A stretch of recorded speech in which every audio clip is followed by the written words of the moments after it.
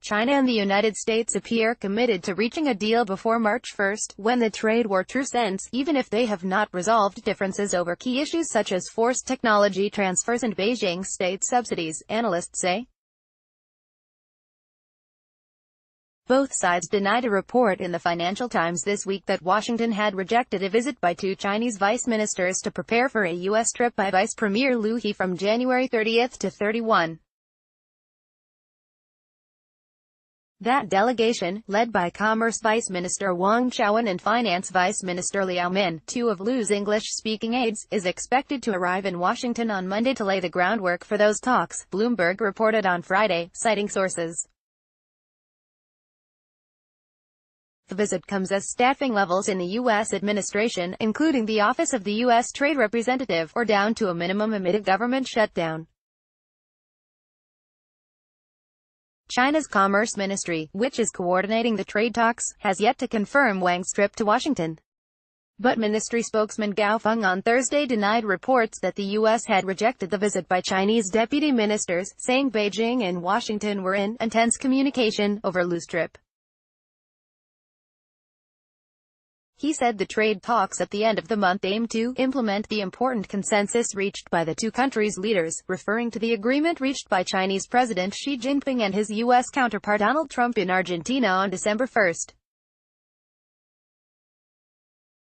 Beijing's remarks came a day after Larry Kudlow, head of the National Economic Council, also said reports that the U.S. had turned down Chinese officials' travel plans were untrue. Eleanor Alcott, a China policy analyst with research firm T.S. Lombard, said rhetoric from both Beijing and Washington had been less belligerent and more cordial in the run-up to these talks, with officials keenly expressing optimism for the negotiations to culminate in a deal.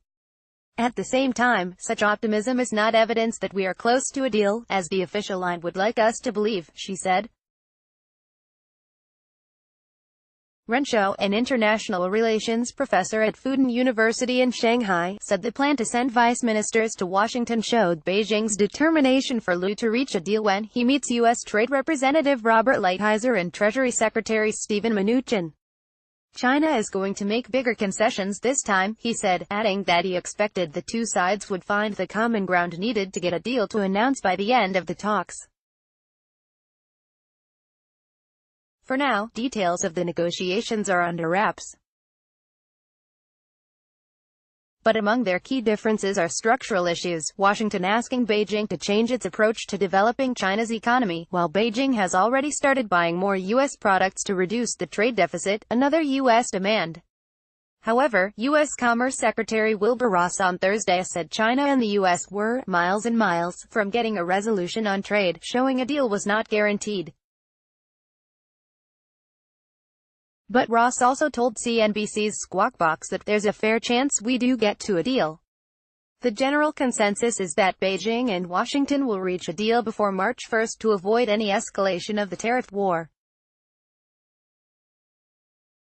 If a deal is not reached, the U.S. will raise tariffs on $200 billion of Chinese products to 25% from 10%, followed by more retaliation from China, actions that would roil global markets and hurt economic growth.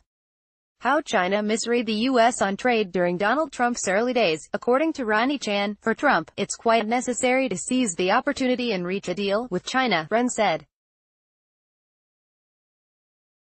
He could lose votes in the next election if the trade war drags on. John Quelch, dean of the Miami Business School at the University of Miami, said a deal between Beijing and Washington would be more of a roadmap for future talks. March 1, there will be a deal, but not a final resolution, said Quelch, who has worked at the China-Europe International Business School in Shanghai. It will be a roadmap with a timeline to resolve thornier issues such as forced technology transfer and state subsidies. Alcott at T.S. Lombard said even if a deal could not be reached by March 1, the likely outcome would be an extension of the deadline rather than an immediate escalation of the tariff war. There is a strong economic incentive on both sides to avoid tariff escalation amid a slowing global economy, she added. Additional reporting by Amanda Lee.